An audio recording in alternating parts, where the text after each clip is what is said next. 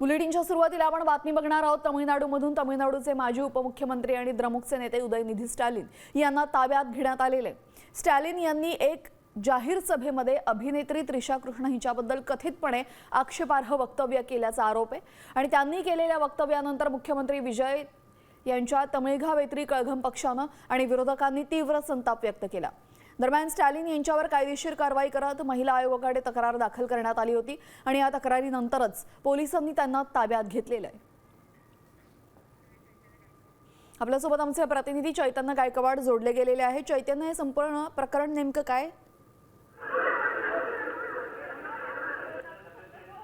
खरं तर 3 ऑगस्ट रोजी तामिळनाडूतील तंजावर येथे डीएमके पक्षाच्या वतीने निदर्शनं करण्यात आली होती।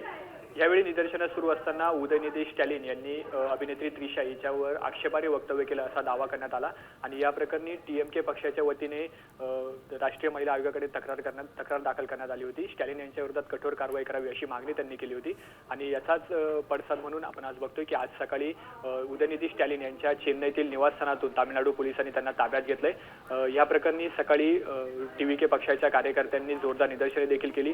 टीव्हीके पक्ष आणि डीएमकेचे कार्यकर्ते देखील आमने आले होते। अभिनेत्री त्रिशा यांच्याबद्दल आक्षेपार्ह वक्तव्य केलं असा आरोप स्टॅलिन यांच्यावर करण्यात आलाय आणि याच प्रकरणी चेन्नई पोलिसांनी आता स्टॅलिन यांना ताब्यात घेतलंय आणि त्यांच्यावर विविध कलमांखाली गुन्हा दाखल करण्याची प्रक्रिया देखील सुरू आहे। जी, धन्यवाद आपण दिलेल्या सविस्तर माहितीबद्दल चैतन्य। तर आपण पाहतो उदयनिधी स्टॅलिन यांना सध्या पोलिसांनी ताब्यात घेतलेलं आहे। त्रिशा कृष्णांबद्दल आक्षेपार्ह वक्तव्य त्यांना भोवल्याचं दिसतंय। आपण पाहतो टीव्हीके पक्षाकडून पोलिसात तक्रार दाखल करण्यात आली, यासह महिला आयोगाकडेही तक्रार दाखल करण्यात आली। त्यानंतर ही मोठी पावलं उचलण्यात आली आहेत। मी खात्रीशीर न्यूजसाठी फक्त साम टीव्ही बघते, कारण तिथल्या बातम्या रिलेट करतात।